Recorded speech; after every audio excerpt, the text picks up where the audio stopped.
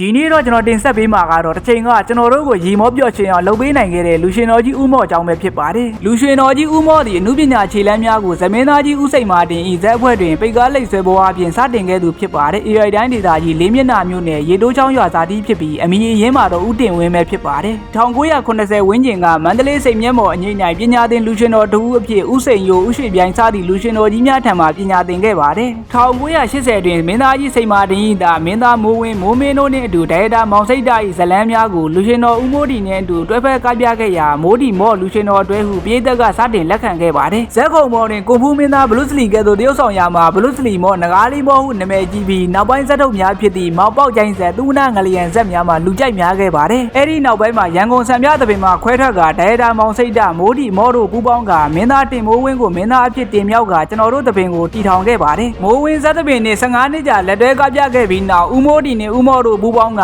ဇက်သပင်အသစ်တီထောင်ခဲ့ပါတယ်1986တွင်ပဲခူးတန်းအောင်စီစဉ်သည့်ဦးမိုးဒီဦးမော့တို့နှစ်ဦးပါဝင်သောမင်္ဂလာဦးညဗီဒီယိုစကားသည်မြမဗီဒီယိုခေတ်ဦးပိုင်းကအငှားရဆုံးအခွေလည်းဖြစ်ခဲ့ပါတယ်။အဲဒီနောက်ဇက်သပင်မှဗီဒီယိုရုပ်ရှင်လောကသို့ကူးပြောင်းသွားခဲ့ပြီးရာဇဝင်ဟာတာအချစ်ဟာတာရုပ်ရှင်စကားများတွင်အဓိကသရုပ်ဆောင်ဖြစ်တော်၎င်းဇက်ဖို့ဇက်ရန်ဖြစ်တော်၎င်းသရုပ်ဆောင်ခဲ့ရပါတယ်။ရုပ်ရှင်နှင့်ဗီဒီယိုစကားပေါင်းများစွာတွင်ပါဝင်သရုပ်ဆောင်ရင်းဒိုင်တာထွန်းအောင်သောရိုက်ကူးသည့်ထာဝရအလင်းတန်းများစကားတွင်2011ခုနှစ်အတွက်အကောင်းဆုံးမျိုးသားဇက်ဖို့စုအကယ်ဒမီကိုစုခုရရှိခဲ့ပါတယ်။အကယ်ဒမီရရှိပြီးချိန်ကာလများကဦးမော့ကွယ်လွန်သွားပြီဟုကောလာဟာလာများထွက်ပေါ်ခဲ့ပြီးရင်းနှင့်ပတ်သက်၍2013ခုနှစ်ဇန်နဝါရီလ2ရက်နေ့ကအကယ်ဒမီဒိုင်တာထွန်းအောင်သောအတွက်မင်းသားဖိုးချင်းမှဂုဏ်ပြုကျင်းပပေးသည့်အကယ်ဒမီဂုဏ်ပြုပွဲအခမ်းအနားမှာအမှုပညာမောင်နှမများအားငါမသေးဘူးရေကူးတက်သည်ဟုအကယ်ဒမီဦးမော့ကနောက်ပြောင်ကြည်သေးခဲ့ပါတယ်။ဟာသာလူရှင်တော်ကြီးဦးမော့သည်2013ခုနှစ်ဖေဖော်ဝါရီလ13ရက်နေ့နနက်4:20ကရန်ကုန်မြို့ SSC ဆေးရုံတွင်ကွယ်လွန်ခဲ့ပါတယ်။ဦးမော့သည်ကွယ်လွန်ချိန်တွင်အသက်59နှစ်ရှိပြီဖြစ်ကအသေးရောဂါဝေဒနာကိုကာလရှည်ခံစားခဲ့ရသူလည်းဖြစ်ပါတယ်ခင်ဗျာ